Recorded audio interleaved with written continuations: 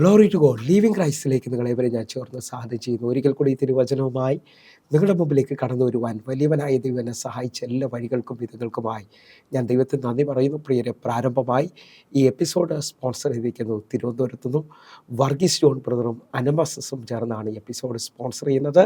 പ്രത്യേകിച്ച് ഇവരുടെ 51ാമത്തെ വെഡിങ് ആനിവേഴ്സറിയാണ്. എത്ര പേർക്ക് സന്തോഷമുണ്ട്. കർത്താവ് ഇവരെ 51 വർഷം കുടുംബമായി നടത്തിയതിനായിട്ട് നമുക്ക് ഒരുമിച്ച് ചേർന്ന് ദൈവത്തിന് നന്ദി പറയാം. കർത്താവിന് വലിയവനായ ദൈവം ഇവർ നടത്തിയ എല്ലാ വഴികൾക്കുമായിട്ട് ഇവർ നന്ദി പറഞ്ഞുകൊണ്ട് ഈ എപ്പിസോഡ് സ്പോൺസർ ചെയ്യുന്നു. കർത്താവ് എല്ലാ നിലയിലും ഈ വർഷം ഇവരെ കാക്കേണ്ടതിനായിട്ട്, വാഗ്ദത്തങ്ങൾ ഇവരുടെ മുമ്പിൽ വെളിപ്പെട്ട് വരേണ്ടതിനായിട്ട്, ദൈവപ്രവൃത്തി ഇവർ കാണേണ്ടതിനായിട്ട് നമുക്ക് ഒരുമിച്ച് ഈ കുടുംബത്തിന് വേണ്ടി നന്ദി പറഞ്ഞുകൊണ്ട് പ്രാർത്ഥിക്കാം. ഇവരുടെ 2 തലമുറകളുടെയും ഭാവി ജീവിതം അനുഗ്രഹിക്കപ്പെട്ടതായി ഈ എപ്പിസോഡ് നടക്കുമ്പോൾ ഇവരെ എല്ലാ വിഷയത്തിനകത്തും ദൈവം അത്ഭുതകരമായി ഇവരെ വഴി നടത്തേണ്ടതിനായിട്ട് കണ്ണുകൾ നടക്കാം. നമുക്ക് ഒരുമിച്ച് പ്രാർത്ഥിക്കാം. ഇവർ മുഖാന്തരമാണ് ഇന്നത്തെ എപ്പിസോഡ് കടന്നു പോകുന്നത്. നിങ്ങൾക്ക് എത്ര പേർക്ക് സന്തോഷമുണ്ടെന്ന് അറിയത്തില്ല. എനിക്ക് വലിയ സന്തോഷമാണ്. കാരണം ഈ ഭൂമിയിൽ 51 വർഷം ഒരു കുടുംബം രണ്ടുപേരും ഒരേപോലെ മുമ്പോട്ട് പോകാമെന്ന് പറയുന്നത് ദൈവത്താൽ മാത്രമാണ് സംഭവിക്കുന്നത്. നമുക്ക് ആശ്ചര്യത്തോടെ ദൈവത്തിൻ്റെ കരത്തിലേക്ക് ഒരിക്കൽ കൂടെ ഇവരെ ഏൽപ്പിക്കാം. കർത്താവേ, ഇവരെ മാനിക്കണമേ, ഇവരെ ഉയർത്തണമേ. ഇവരുടെ മേളിൽ എല്ലാ മേഖലയിലും സ്വർഗം ചലിക്കേണ്ടതിനായിട്ട് കണ്ണുകൾ നടക്കാം. പ്രാർത്ഥിക്കാം. പ്രിയരെ, ഞങ്ങളെ സ്നേഹിക്കുന്ന ഞങ്ങളുടെ നല്ല ദൈവമേ, പൂർണ്ണ ഹൃദയത്തോടെ വർഗീസ് ബ്രദറിനായും അനമസസിനായും ഞങ്ങൾ നന്ദി പറയുന്നു. കർത്താവേ, അവരെല്ലാ നിലയിലും അത്ഭുതത്തോടെ നടത്തണമേ. കർത്താവേ, അങ്ങ് അത്ഭുതകരമായി അവരുടെ തലമുറയെ നടത്തുന്നതിനായി നന്ദി. യേശുവിൻ്റെ നാമത്തിലും യേശുവിൻ്റെ രക്തത്തിലും ഞാൻ പ്രാർത്ഥിക്കുന്നു. വലിയ ദൈവപ്രവർത്തി അങ്ങ് ചെയ്യണമേ അപ്പാ. യേശുവേ, അങ്ങയുടെ തിരുരക്തത്തിൽ ഞാൻ പ്രാർത്ഥിക്കുമ്പോൾ ഒരു വലിയ വിടുതൽ, വലിയ സന്തോഷം ഇവരുടെ മേളിൽ വെളിപ്പെട്ടതിനായി നന്ദി. യേശുവിൻ്റെ നാമത്തിൽ ഞാൻ പ്രാർത്ഥിക്കുന്നു. കർത്താവെ, ഇനിയും കൃപ കാണിച്ച്, ഇനിയും കരുണ കാണിച്ച് ഇവരെ അത്ഭുതത്തോടെ മുമ്പോട്ട് നടത്തണമേ. ദൈവപ്രവർത്തിക്കായി ഇവർക്ക് വേണ്ടി അങ്ങ് വാതിലുകൾ തുറക്കണമേ. യേശുവിൻ്റെ നാമത്തിൽ ഞാൻ പ്രാർത്ഥിക്കുന്നു. ഇവരെ ആരോഗ്യത്തെ, ഇവരെ സമാധാനത്തെ, ഇവരെ സന്തോഷത്തെ അങ്ങ് നിലനിർത്തുകയും വർദ്ധിപ്പിക്കുകയും ചെയ്യുന്നതിനായി നന്ദി. യേശുവിൻ നാമത്തിൽ പ്രാർത്ഥിക്കുന്നു. കേൾക്കണം പിതാവേ. പ്രിയരെ, അനുഗ്രഹിക്കപ്പെട്ട ഒരു എപ്പിസോഡിലോട്ട് ഞാൻ നിങ്ങളെ ക്ഷണിക്കുന്നു. കടന്നു വന്നാട്ടെ.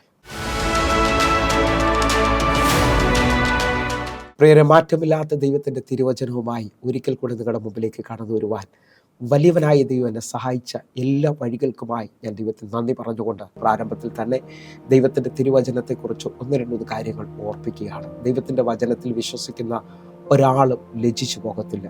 കാരണം റോമാലേഖനം 10-ാം അധ്യായം 11-ാമത്തെ വാക്യം പറയുന്നു, അവനിൽ വിശ്വസിച്ച ഒരുവനും ലജ്ജിച്ചു പോകത്തില്ല. നിങ്ങൾ വിശ്വസിക്കുന്നവരാണെങ്കിൽ എൻ്റെ കൂടെ ചേർന്ന് പറയണം, എൻ്റെ കർത്താവ് എന്നെ ലജ്ജിപ്പിക്കാത്തവനാണ്. ഒന്നുകൂടെ ഒന്ന് ശ്രദ്ധിക്കാൻ പറ്റുമെങ്കിൽ ദൈവത്തിൻ്റെ വചനത്തിന് നമ്മെ മുൻപോട്ട് നടത്തുവാൻ ശക്തിയുണ്ട്. 119-ാം സങ്കീർത്തനം 105-ാമത്തെ വാക്യം പറയുന്നു, നിൻ്റെ വചനം എൻ്റെ കാലിന് ദീപവും എൻ്റെ പാതയ്ക്ക് പ്രകാശവുമാണ്. നിങ്ങൾ വിശ്വസിക്കുന്നവരാണെങ്കിൽ ദൈവ ശബ്ദം നിൻ്റെ ജീവിതത്തിനകത്ത് വലിയ മാറ്റം കൊണ്ടുവരും. കാരണം 107-ാം സങ്കീർത്തനം അതിൻ്റെ 20-ാമത്തെ വാക്യം പറയുന്നു, ഞാൻ എൻ്റെ വചനം അയച്ച് അവരെ സൗഖ്യമാക്കിയും അവരെ കുഴിയിൽ നിന്ന് കരകയറ്റുകയും ചെയ്യും. നിങ്ങൾ വിശ്വസിക്കുന്നവരാണെങ്കിൽ ഇന്ന് ഈ വചന സന്ദേശം കേട്ടുകൊണ്ടിരിക്കുമ്പോൾ നിങ്ങൾ സൗഖ്യമാകാൻ പോവുകയാണ്. നിങ്ങളുടെ ജീവിതത്തിനകത്ത് അത്ഭുതകരമായ മാറ്റങ്ങൾ സംഭവിക്കാൻ പോകുന്നു. കാരണം ഈ വചനം നമ്മെ കുഴിയിൽ നിന്ന് കരകയറ്റുന്നതാണ്. ഒന്നുകൂടെ പറഞ്ഞു കഴിഞ്ഞാൽ, ഈ വചന കേൾവിയിൽ അസാധാരണമായ മാറ്റങ്ങൾ നിങ്ങൾ പ്രതീക്ഷിക്കണം. യോഹന്നാന്റെ സുവിശേഷം 15-ാം അധ്യായം അതിൻ്റെ 3-ാമത്തെ വാക്യം യേശു കർത്താവ് പറയാണ്, ഞാൻ നിങ്ങളോട് സംസാരിച്ച വചനങ്ങളാൽ നിങ്ങളിപ്പോൾ ശുദ്ധിയുള്ളവരായിത്തീരുകയാണ്. വചന കേൾവിയിൽ വിശ്വസിക്കുന്നവരാണെങ്കിൽ നിങ്ങൾക്ക് മാറ്റം വരും. അത് നിശ്ചയമാണ്. യോഹന്നാന്റെ സുവിശേഷം 1-ാം അധ്യായം അതിൻ്റെ 1-ാമത്തെ വാക്യം പറയുന്നു, ആദിയിൽ വചനമുണ്ടായിരുന്നു, വചനം ദൈവത്തോടു കൂടെയായിരുന്നു, വചനം ദൈവമായിരുന്നു. ആ നിലകളിൽ ഇന്ന് ഈ വചനം കേട്ടുകൊണ്ടിരിക്കുമ്പോൾ ഈ വചനത്തിന് ദൈവത്തോളം ശക്തിയുണ്ട് എന്ന് തിരിച്ചറിയുക. ഒന്നുകൂടെ പറഞ്ഞാൽ അതിൻ്റെ 4-ാമത്തെ വാക്യം പറയുന്നു, അവനിൽ ജീവൻ ഉണ്ടായിരുന്നു, ജീവൻ മനുഷ്യരുടെ വെളിച്ചമായിരുന്നു. നിങ്ങളുടെ ജീവിതത്തിനകത്ത് ഇതായി വചന കേൾവി വലിയ ഉറപ്പിനെയും വലിയ മാറ്റത്തെയും കൊണ്ടുവരാൻ പോകുന്നു. കാരണം യോഹന്നാന്റെ സുവിശേഷം 6-ാം അധ്യായത്തിൽ യേശു തൻ്റെ ശിഷ്യന്മാരോട് പറയുന്നു, ഞാൻ നിങ്ങളോട് സംസാരിച്ച വചനം ജീവനും ആത്മാവുള്ളതാണ്. എന്നെ കേൾക്കുന്നവരെ, ഈ വചനത്തിന് ജീവനുണ്ട്.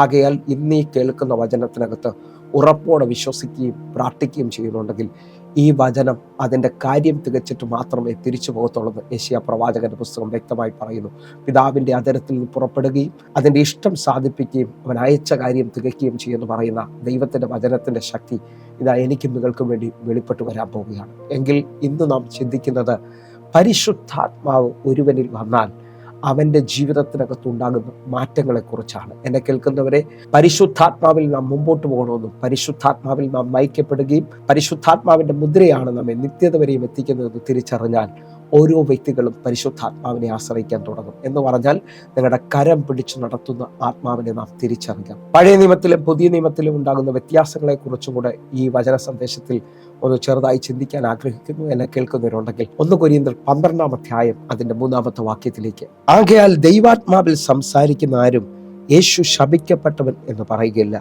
പരിശുദ്ധാത്മാവിൽ അല്ലാതെ യേശു കർത്താവ് എന്ന് പറയുവാൻ ആർക്കും കഴിയുകയില്ല എന്ന് ഞാൻ നിങ്ങളെ ഗ്രഹിപ്പിക്കുന്നു. പ്രിയരേ, ഈ വാക്യത്തിനകത്ത് വലിയ ആഴമുണ്ട്. ആകയാൽ ദൈവാത്മാവിൽ സംസാരിക്കുന്ന ആർക്കും യേശു ശപിക്കപ്പെട്ടവനെന്ന് പറയുവാൻ കഴിയത്തില്ല. അതേപോലെ തന്നെ പരിശുദ്ധാത്മാവിൽ അല്ലാതെ ഒരാൾക്ക് യേശു കർത്താവ് എന്ന് പറയുവാനും കഴിയത്തില്ല. എന്നെ കേൾക്കുന്നവരുണ്ടെങ്കിൽ പരിശുദ്ധാത്മാവ് നമ്മുടെ ഉള്ളിലേക്ക് വരുമ്പോഴാണ് നാം യേശുവിനെ പൂർണ്ണമായി ആശ്രയിക്കുകയും നമ്മുടെ രക്ഷിതാവായി നമ്മുടെ ദൈവമായി അംഗീകരിക്കുകയും ചെയ്യുന്നത്. എന്നെ കേൾക്കുന്നവരുണ്ടെങ്കിൽ പരിശുദ്ധാത്മാവ് ഒരാളുടെ ഉള്ളിൽ എപ്പോഴാണ് വരുന്നതെന്ന് ചോദിച്ചാൽ അവൻ രക്ഷയെക്കുറിച്ചും യേശുവിൽ നിന്നുള്ള വീണ്ടെടുപ്പിനെ കുറിച്ചും അറിയുമ്പോഴാണ്. ഗലാത്യ ലേഖനം ശ്രദ്ധിക്കാമെങ്കിൽ ഗലാത്യ ലേഖനം 4 അധ്യായം അതിന്റെ 6 വാക്യം, നിങ്ങൾ മക്കളാകൊണ്ട് അപ്പാ പിതാവേ എന്ന് വിളിക്കുന്ന സ്വപുത്രന്റെ ആത്മാവിനെ ദൈവം നമ്മുടെ ഹൃദയങ്ങളിൽ അയച്ചു. ഗലാത്യ ലേഖനത്തിലൂടെ പറയാണ്, നിങ്ങൾ മക്കളാകുന്നത് കൊണ്ട് സ്വപുത്രന്റെ ആത്മാവിനെ നമ്മുടെ ഹൃദയങ്ങളിൽ അയച്ചു. എങ്ങനെയാണ് ദൈവമക്കളാകാൻ കഴിയുന്നതെന്ന് ചോദിച്ചാൽ യോഹന്നാന്റെ സുവിശേഷം 1 അധ്യായം അതിന്റെ 12 വാക്യം പറയുന്നു, അവന്റെ നാമത്തെ കൈക്കൊണ്ട് അവന്റെ നാമത്തിൽ വിശ്വസിക്കുന്ന ഏവർക്കും ദൈവമക്കളാകുവാൻ അവൻ അധികാരം കൊടുത്തു. ഈ അധികാരത്തിൽ നാം ജീവിക്കണമെന്ന് ദൈവം ആഗ്രഹിക്കുന്നു. എന്ന് പറഞ്ഞാൽ പരിശുദ്ധാത്മാവ് നമ്മുടെ ഉള്ളിൽ വരുമ്പോഴാണ് നമുക്ക് ഈ പദവി വെളിപ്പെട്ടു വരുന്നത്. മക്കളാകാനുള്ള പദവി, അല്ലെങ്കിൽ മകനെന്നും മകളെന്നും വിളിക്കപ്പെടാനുള്ള ആ വലിയ അധികാരം നമ്മിൽ വെളിപ്പെടുന്നത്.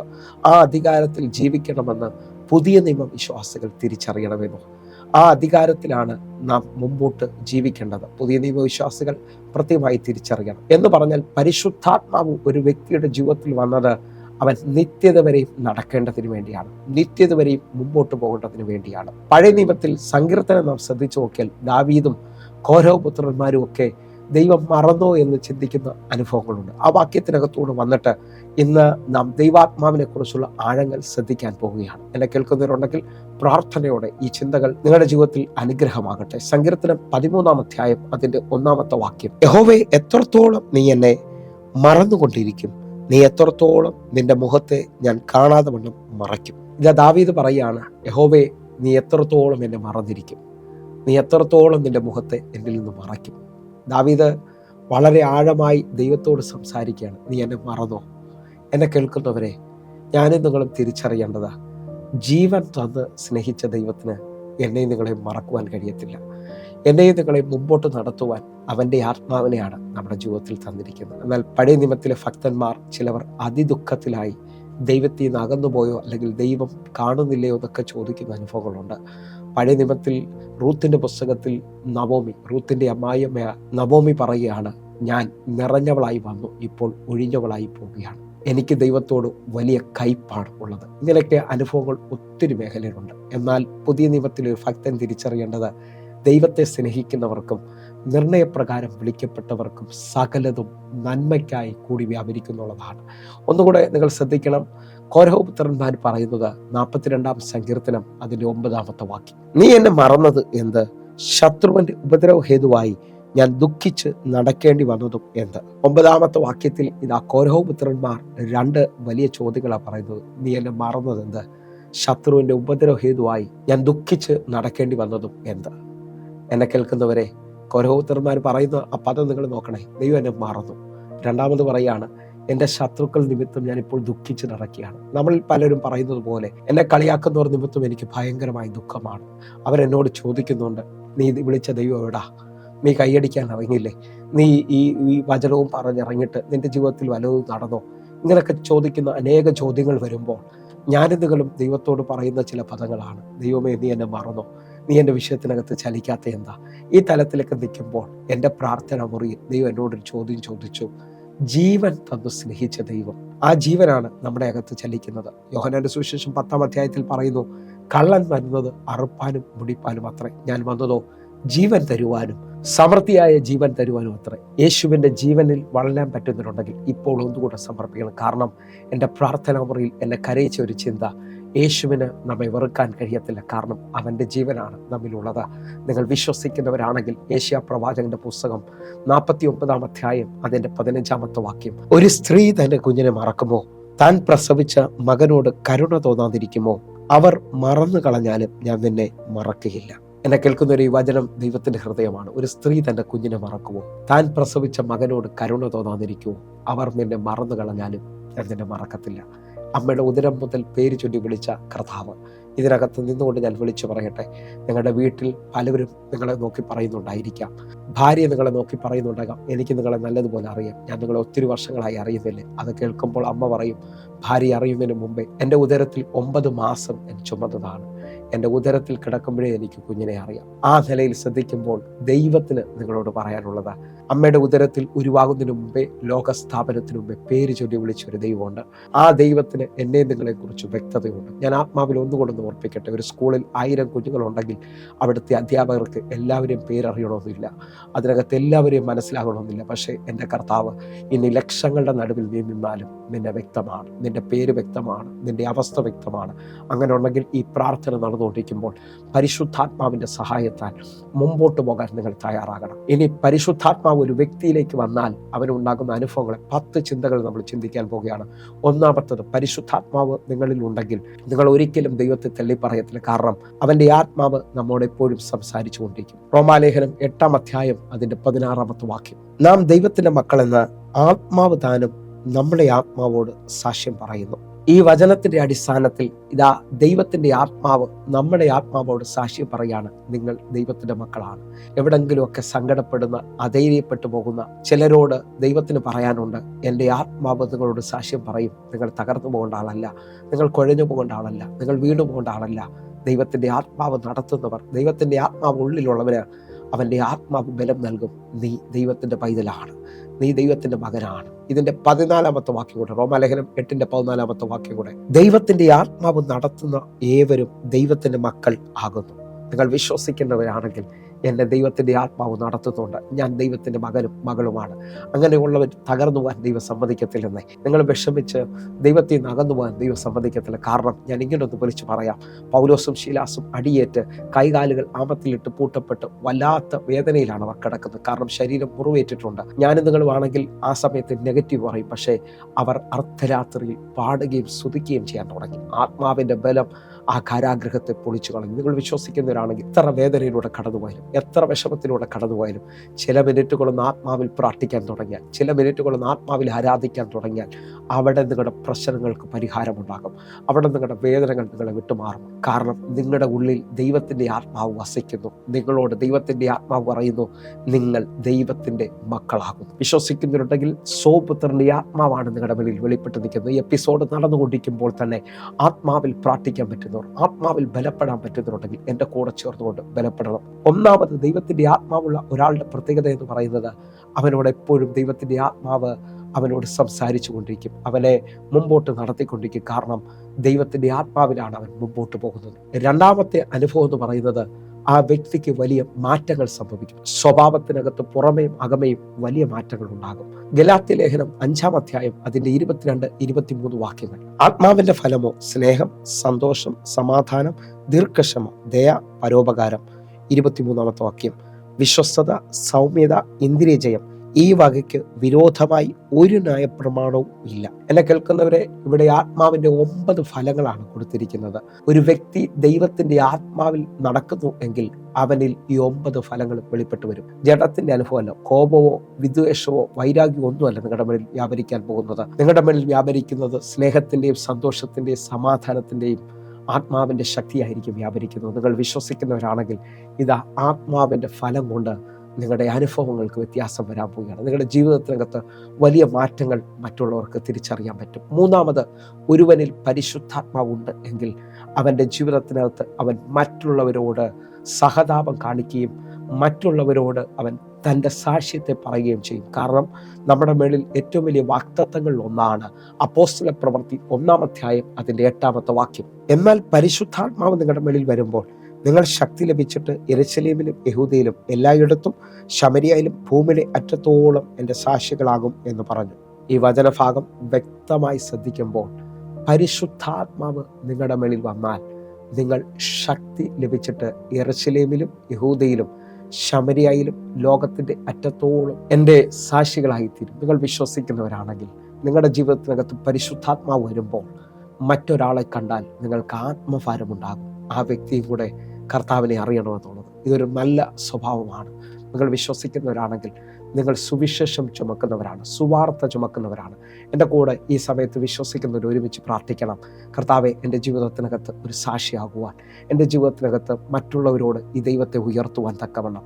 ശിഷ്യന്മാർ മാളിക റൂമിൽ ആത്മാവിനെ പ്രാപിച്ച ശേഷം അവർ ലോകത്തെ കീഴ്മേൽ മറിക്കുന്നവരായി തീരുകയാണ്. ഒന്നുകൂടെ പറഞ്ഞു കഴിഞ്ഞാൽ ആത്മാവിൻ്റെ ശക്തി അവരുടെ മേളിൽ വെളിപ്പെട്ടപ്പോൾ 3000 യഹൂദന്മാരെ അവർ സ്നാനപ്പെടുത്തുവാൻ തയ്യാറാകുകയാണ്. നിങ്ങളുടെ ജീവിതത്തിനകത്തും ഇതേപോലെ അനേകരിലേക്ക് ഈ ആത്മശക്തി പകരുന്ന രീതിയിൽ അനേകരിലേക്ക് ദൈവത്തെക്കുറിച്ച് പറയാൻ തക്കവണ്ണം പരിശുദ്ധാത്മാവിൻ്റെ ശക്തി നിങ്ങളുടെ മേളിലേക്ക് ചലിക്കാൻ തുടങ്ങുകയാണ്. നിങ്ങൾ വിശ്വസിക്കുക, നിങ്ങളുടെ മേളിലേക്ക് ഈ മെസ്സേജ് നടന്നുകൊണ്ടിരിക്കുമ്പോൾ തന്നെ അന്ത്യകാലത്തിൽ ഞാൻ സകല ജഡത്തിൻ്റെ മേളിലേക്കും എൻ്റെ ആത്മാവിനെ പകരുമെന്ന് പറഞ്ഞ വാഗ്ദത്തം ഇപ്പോൾ പകർന്നു തുടങ്ങിയാണ്. നിങ്ങൾ ആത്മാവിൻ്റെ ശക്തിയിൽ ജ്വലിക്കണമെന്ന് ഞാൻ ആഗ്രഹിക്കുകയാണ്. നിങ്ങൾ പുതിയ നിയമവിശ്വാസികളായി നിരാശപ്പെടാതെ, ദൈവത്തോട് പിറുപിറുക്കാതെ, നിങ്ങൾ ആത്മാവിൽ മുദ്ര ചെയ്യപ്പെട്ടവരായി നിങ്ങൾ മുമ്പോട്ട് പോകേണ്ടതിനായിട്ട്, നിങ്ങൾ ആ പട്ടണത്തിൽ വാലല്ല തല തന്നെ ആയിത്തീരുമെന്നുള്ളത് പൂർണ്ണമായി മനസ്സിലാകേണ്ടതിനായിട്ട് നമുക്ക് ദൈവത്തിൻ്റെ സാക്ഷികളാകാൻ പ്രിയരെ. നിങ്ങൾ ഇപ്പോൾ തന്നെ പ്രാർത്ഥിക്കുമെങ്കിൽ ദൈവാത്മാവ് നിങ്ങളിൽ ചലിക്കാൻ പോവുകയാണ്. ദൈവാത്മാവിൻ്റെ ശക്തി നിങ്ങളുടെ മേളിൽ പകരപ്പെടുകയാണ്. അതേപോലെ തന്നെ 4ാമത്തെ ചിന്തയിലേക്ക് നമ്മൾ വരികയാണ്. ദൈവത്തിൻ്റെ ആത്മാവ് ഒരുവനിൽ ഉണ്ടെങ്കിൽ അവൻ അന്യഭാഷയിൽ സംസാരിക്കാൻ തുടങ്ങും. മാർക്കോസിന്റെ സുവിശേഷം പറയുന്നു, അവർ പുതുഭാഷകളിൽ സംസാരിക്കും. ഞാൻ ആത്മാവിൽ വിളിച്ചു പറയാം, ദൈവത്തിൻ്റെ ആത്മാവ് മാളിക റൂമിലേക്ക് ഇറങ്ങി വരുമ്പോൾ അവരെല്ലാം ആത്മാവിൽ നിറഞ്ഞ് അന്യഭാഷകൾ സംസാരിക്കാൻ തുടങ്ങി. നിങ്ങൾ ശ്രദ്ധിക്കാൻ പറ്റുമെങ്കിൽ 1 കൊരിന്ത്യർ 14 അധ്യായം അതിൻ്റെ 2ാമത്തെ വാക്യം, അന്യഭാഷയിൽ സംസാരിക്കുന്നവൻ മനുഷ്യരോടല്ല ദൈവത്തോടത്രേ സംസാരിക്കുന്നത്, ആരും തിരിച്ചറിയുന്നില്ലല്ലോ, എങ്കിലും അവൻ ആത്മാവിൽ മർമ്മങ്ങളെ സംസാരിക്കുന്നു. അന്യഭാഷയിൽ സംസാരിക്കുമ്പോൾ ഉണ്ടാകുന്ന ഏറ്റവും വലിയ പ്രത്യേകത എന്ന് പറയുന്നത് നിങ്ങളുടെ ജീവിതത്തിനകത്ത് നിങ്ങൾ ഡയറക്റ്റായി ദൈവത്തോട് സംസാരിക്കുകയാണ്. ആത്മാവിൽ ഒരുവൻ ചലിക്കുന്നതിൻ്റെ അടയാളമാണ് അവൻ അന്യഭാഷയിൽ സംസാരിക്കുന്നത്. നിങ്ങൾ വിശ്വസിക്കുന്നവരാണെങ്കിൽ നിങ്ങൾ ദൈവത്തോട് സംസാരിക്കുന്നവരാണ്. ദൈവത്തിനും നിങ്ങളിലും ഇടയിൽ മീഡിയേറ്റർമാരില്ല. നിങ്ങൾ ആത്മാവിൽ പ്രാർത്ഥിക്കാൻ തുടങ്ങണം. ആ സമയത്ത് നിങ്ങൾ തിരിച്ചറിയുക, അവൻ ദൈവത്തോട് സംസാരിക്കുന്നു. 2, മറ്റാരും അത് തിരിച്ചറിയുന്നില്ലല്ലോ. 3ാമത്തത്, അവൻ ആത്മാവിൽ മർമ്മങ്ങളെ സംസാരിക്കുന്നു എന്ന് പറഞ്ഞാൽ അവൻ രഹസ്യങ്ങൾ സംസാരിക്കുകയാണ്. നിങ്ങളുടെ ജീവിതത്തിനകത്ത് ദൈവം വെച്ചിരിക്കുന്ന നന്മകൾ, രഹസ്യങ്ങൾ ഇപ്പോൾ മുതൽ വെളിപ്പെട്ടു വരികയാണ്. ആ തലങ്ങൾ നിങ്ങളുടെ ജീവിതത്തിനകത്ത് വെളിപ്പെട്ടു വരട്ടെ. അതിന്റെ 4ാമത്തെ വാക്യം നിങ്ങൾ ശ്രദ്ധിച്ചാൽ, അന്യഭാഷയിൽ സംസാരിക്കുന്നവൻ തനിക്ക് തന്നെ ആത്മീക വർധന വരുത്തുന്നു. എന്നെ കേൾക്കുന്നവരുണ്ടെങ്കിൽ അന്യഭാഷയിൽ സംസാരിക്കുമ്പോൾ നിങ്ങൾ ദുഃഖത്തിലോ നിരാശയിലേക്കോ ഒന്നും പോകത്തില്ല. കാരണം നിങ്ങളുടെ ജീവിതത്തിനകത്ത് ആത്മീക വർധന വരികയാണ്. എനിക്ക് മദ്രാസിലൊരു ദൈവാസനുണ്ട്. അദ്ദേഹം തൻ്റെ ജീവിതത്തിൽ 3ാം ക്ലാസ് പഠിത്തം മാത്രമേ ഉള്ളൂ. കാരണം 3ാം ക്ലാസ്സിൽ നിന്ദയും പ്രശ്നവും എല്ലാമായിട്ട് അദ്ദേഹത്തിന് പഠിക്കാൻ മുമ്പോട്ട് പോകാൻ കഴിയാതായി. താൻ ഒരു വലിയ റിജക്റ്റഡ് പേഴ്സൺ ആയിരുന്നു. മുമ്പോട്ട് പോകുന്നതനുസരിച്ച് യേശുവിനെ അറിയുവാനായിട്ട് തൻ്റെ ജീവിതത്തിൽ അവസരമായി. തൂത്തുക്കുടിയിലുള്ള സഭയുടെ 4500 പേരുണ്ട് അദ്ദേഹത്തിൻ്റെ സഭയിൽ. ആ സഭയുടെ പ്രത്യേകത എന്ന് പറഞ്ഞാൽ അദ്ദേഹത്തിന് എഴുത്തും വായനയും അറിയത്തില്ല. പക്ഷേ താൻ എല്ലാ ദിവസവും 5 മണിക്കൂർ ആത്മാവിൽ പ്രാർത്ഥിക്കും. ആത്മാവിൽ പ്രാർത്ഥിക്കുമ്പോൾ താൻ ആ ദേശത്തിലൂടെ നടന്നാൽ തന്നെ അനേകർ ദൈവത്തെ അറിയാണ്. റോഡ് സൈഡിലുള്ള തൻ്റെ സഭയിലേക്ക് ഓരോ ദിവസവും താൻ പ്രാർത്ഥിച്ചു കഴിയുമ്പോൾ പുതിയ ആത്മാവ് കയറി വരികയാണ്. ആ സഭയുടെ ആ റോഡിൻ്റെ വക്കിൽ വരുമ്പോൾ തന്നെ ചിലവരെ ദൈവത്തിൻ്റെ ആത്മാവ് തെള്ളി ആ സഭയിലേക്ക് കയറ്റുകയാണ്. നിങ്ങൾ വിശ്വസിക്കുന്നവരാണെങ്കിൽ മാനുഷിക ബുദ്ധികളെക്കാൾ വലുതാണ് ദൈവത്തിൻ്റെ ആത്മാവിൻ്റെ നടത്തിപ്പ്. ആ നിലയിൽ നിങ്ങളെ ഞാൻ ഒരു കാര്യം ഉപദേശിക്കുന്നു, നിങ്ങൾ മണിക്കൂറുകൾ ആത്മാവിൽ പ്രാർത്ഥിക്കുന്നവരായി തീരണം. കാരണം ആത്മാവിൽ പ്രാർത്ഥിക്കുന്നവൻ തനിക്ക് തന്നെ ആത്മീക വർധന വരുത്തുകയാണ്.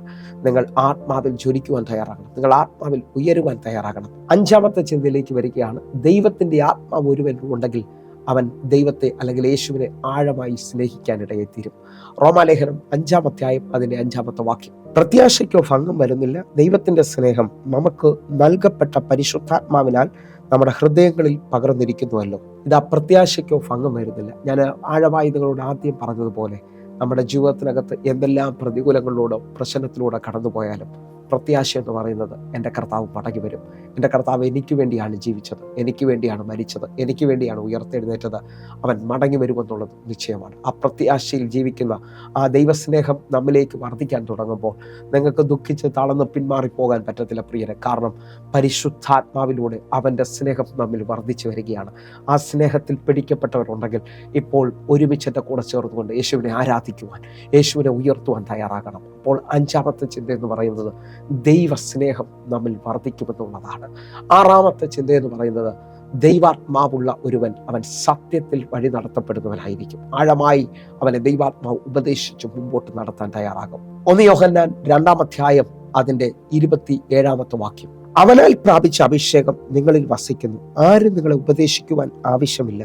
അവന്റെ അഭിഷേകം തന്നെ നിങ്ങൾക്ക് സകലതും ഉപദേശിച്ചു തരികയാലും അത് ഫോഴ്സ്കല്ല, സത്യം തന്നെ ആയിരിക്കാലും അത് നിങ്ങളെ ഉപദേശിച്ചതുപോലെ നിങ്ങൾ അവനിൽ വസിക്കുവിൻ. ദൈവത്തിന്റെ വചനം പറയാണ്, ദൈവത്തിന്റെ അഭിഷേകം, ദൈവത്തിന്റെ ആത്മാവുള്ളവരെ ആരും ഉപദേശിച്ചില്ലെങ്കിലും സത്യത്തിൽ അവൻ മുമ്പോട്ട് നടക്കാൻ തുടങ്ങും. ദൈവത്തിന്റെ ആത്മാവ് അവനെ വഴി നടത്തും. ഒന്നുകൂടെ പറഞ്ഞാൽ യോഹന്നാന്റെ സുവിശേഷം 16-ാം അധ്യായം അതിന്റെ 13-ാമത്തെ വാക്യം, സത്യത്തിന്റെ ആത്മാവ് വരുമ്പോഴോ അവൻ നിങ്ങളെ സകല സത്യത്തിലും വഴി നടത്തും. അവൻ സ്വയമായി സംസാരിക്കാതെ താൻ കേൾക്കുന്നത് സംസാരിക്കുകയും വരുവാനുള്ളത് നിങ്ങൾക്ക് അറിയിച്ചു തരികയും ചെയ്യും.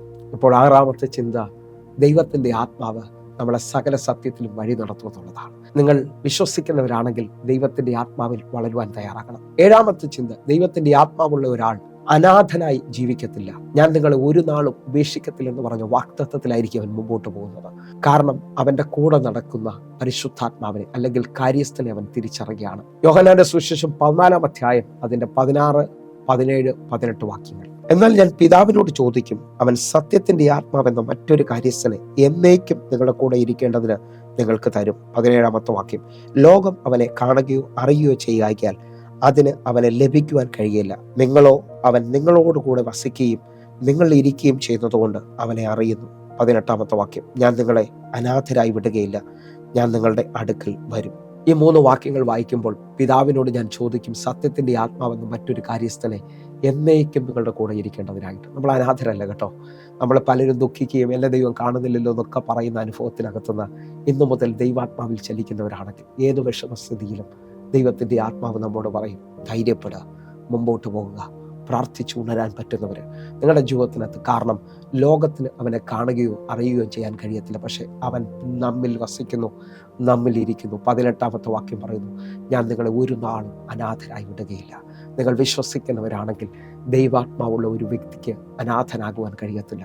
അവൻ ദൈവത്തിന്റെ മകനാണ്, അവൾ ദൈവത്തിന്റെ മകളാണ്. നിങ്ങൾ ഇപ്പോൾ എൻ്റെ കൂടെ ചേർന്ന് വിശ്വസിക്കാൻ തയ്യാറാകണം. എങ്കിൽ 8-ാമത്തെ ചിന്ത, നമുക്ക് പ്രാർത്ഥിക്കാൻ പോലും കഴിയാത്തൊരു അനുഭവത്തിലാണ് നിങ്ങളിപ്പോൾ കടന്നു പോകുന്നതെങ്കിൽ ദൈവത്തിന്റെ ആത്മാവ് വസിക്കുന്ന ഒരു മനുഷ്യന്റെ പ്രത്യേകത റോമാലേഖനം 8-ാം അധ്യായം അതിന്റെ 26-ാമത്തെ വാക്യം, ആവണ്ണം തന്നെ ആത്മാവ് നമ്മുടെ ബലഹീനതയ്ക്ക് തുണ നിൽക്കുന്നു. വേണ്ടുപോലെ പ്രാർത്ഥിക്കേണ്ടത് എന്തെന്ന് നാം അറിയുന്നില്ലല്ലോ. ആത്മാവ് തന്നെ ഉച്ചരിച്ചുകൂടാത്ത ഞരക്കങ്ങളാൽ നമുക്ക് വേണ്ടി പക്ഷപാതം ചെയ്യുന്നു. നമ്മുടെ ബലഹീനതയിൽ പരിശുദ്ധാത്മാവ് തുണ നിൽക്കുന്നു. പ്രാർത്ഥിക്കേണ്ടത് എങ്ങനെയെന്ന് നാം അറിയുന്നില്ലല്ലോ. നമ്മൾക്ക് വേണ്ടി പരിശുദ്ധാത്മാവ് ഉച്ചരിച്ചുകൂടാത്ത ഞരക്കങ്ങളാൽ പക്ഷപാതം ചെയ്യുന്നു എന്ന് പറഞ്ഞാൽ നമുക്ക് വേണ്ടി മധ്യസ്ഥ ചെയ്യുകയാണ്.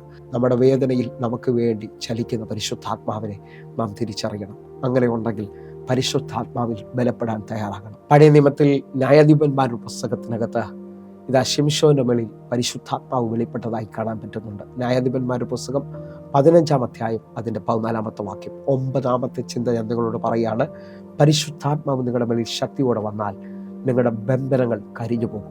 നമുക്ക് ആ വാക്യത്തിലേക്ക് വരാം. ന്യായാധിപന്മാരുടെ പുസ്തകം 15-ാം അധ്യായം 14-ാമത്തെ വാക്യം, അവൻ ലേഹയിൽ എത്തിയപ്പോൾ ഫെലിസ്ത്യർ അവനെ കണ്ടിട്ട് ആർത്തു. അപ്പോൾ യഹോവയുടെ ആത്മാവ് അവന്റെ മേൽ വന്ന അവന്റെ കൈ കെട്ടിയിരുന്ന കയർ തീ കൊണ്ട് കരിഞ്ഞ ചണനൂല് പോലെയായി അവന്റെ ബന്ധനങ്ങൾ കയ്യിൽ നിന്ന് ദ്രവിച്ചുപോയി. ഇതാ ഫെലിസ്ത്യർ അവനെ കണ്ടിട്ട് ആർക്കുന്ന സമയത്ത് അവന്റെ മേലിലേക്ക് യഹോവയുടെ ആത്മാവ് ശക്തിയോടെ വെളിപ്പെട്ടു. ആ സമയത്ത് അവന്റെ കയ്യിൽ കെട്ടിയിരുന്ന കയറുകൾ ചണനൂല് പോലെ കരിഞ്ഞുപോയി. നിങ്ങൾ വിശ്വസിക്കുന്നവരാണെങ്കിൽ ദൈവത്തിന്റെ ആത്മാവിൽ നിന്ന് ബലപ്പെട്ടാൽ ബന്ധനങ്ങൾ കരിയും. 9-ാമത്തെ ചിന്ത, ദൈവത്തിന്റെ ആത്മാവ് ഒരാളുടെ മേലിൽ ശക്തിയോടെ വെളിപ്പെട്ടാൽ അവൻ ബന്ധനം കരിഞ്ഞവനായി തീരും, അവന്റെ കെട്ടുകൾ അഴിഞ്ഞു പോയിരിക്കും. 10-ാമത്തെ ചിന്ത, ദൈവത്തിന്റെ ആത്മാവ് ഒരാളുടെ മേലിൽ ശക്തിയോടെ വന്നാൽ അവൻ ആൾ മാറിയവനെ പോലെ ആയിത്തീരും. 1 ശമൂവേൽ 10-ാം അധ്യായം അതിന്റെ 6-ാമത്തെ വാക്യം, യഹോവയുടെ ആത്മാവ് ശക്തിയോടെ നിന്റെ മേൽ വന്നിട്ട് നീയും അവരോടുകൂടെ പ്രവചിക്കുകയും ആൾ മാറിയവനെ പോലെ ആയിത്തീരുകയും ചെയ്യും. ഈ വാക്യത്തിനകത്ത് ശമൂവേൽ ശൗലിനെ നോക്കി പ്രവചിക്കുകയാണ്, യഹോവയുടെ ആത്മാവ് നിന്റെ മേൽ ശക്തിയോടെ വന്നാൽ നീയും അവരോടുകൂടെ പ്രവചിക്കും, ആൾ മാറിയവനെ പോലെ ആയിത്തീരും. 10-ാമത്തെ ചിന്ത, ദൈവത്തിന്റെ ആത്മാവ് ശക്തിയോടെ ഒരുത്തന്റെ മേൽ വന്നാൽ അവൻ ആൾ മാറിയവനെ പോലെ ആയിത്തീരും. നിങ്ങൾ വിശ്വസിക്കുന്നവരാണെങ്കിൽ ഈ എപ്പിസോഡ് നടന്നുകൊണ്ടിരിക്കുമ്പോൾ നിങ്ങൾ ആൾ മാറിയവനെ പോലെ ആയിത്തീരാൻ പോവുകയാണ്. ഒന്ന്, നിങ്ങൾ എൻ്റെ കൂടെ ചേർന്ന് പ്രാർത്ഥിക്കുമെങ്കിൽ ഇതാ നിങ്ങളുടെ കൂടെ എന്നേക്കും ഇരിക്കുന്ന പരിശുദ്ധാത്മാവ് അവൻ നിങ്ങളിൽ വസിക്കുകയാണ്. നിങ്ങൾ അവനെ ഒന്ന് തിരിച്ചറിഞ്ഞിട്ടുണ്ടെങ്കിൽ, എത്ര വർഷമായി രക്ഷിക്കപ്പെട്ടോ, എത്ര വർഷമായി മുമ്പോട്ട് പോകുമെന്ന് എനിക്കറിയത്തില്ല, പക്ഷേ നിങ്ങളുടെ കൂടെ നിത്യത വരെയും നടക്കുന്ന ആത്മാവിനെ നാം തിരിച്ചറിയണമെന്ന് ഓർപ്പിക്കുന്നു. നിങ്ങൾ വിശ്വസിക്കുക, എൻ്റെ കൂടെ നടക്കുന്ന എൻ്റെ മക്കള്, എൻ്റെ ഭാര്യ, അവരുമായി ഞാൻ നിരന്തരം സംസാരിച്ചില്ലെങ്കിൽ ആ ബന്ധം തകർന്നു പോകും. ഇതേപോലെ നിത്യത വരെയും നടത്തുന്ന ആത്മാവിനെ നിങ്ങൾ തിരിച്ചറിയണം. ഓരോ ദിവസവും ആത്മാവിൽ നിങ്ങൾ ബലപ്പെടാൻ തയ്യാറാകണം. നിങ്ങൾ ഈ വചനചിന്ത നിങ്ങളെ തൊട്ടിട്ടുണ്ടെങ്കിൽ നിങ്ങൾ പ്രാർത്ഥിക്കാൻ വിളിക്കണം. നമ്മൾ അഭിഷേകത്തിൽ ഒരുമിച്ച് പ്രാർത്ഥിക്കാൻ പോവുകയാണ്.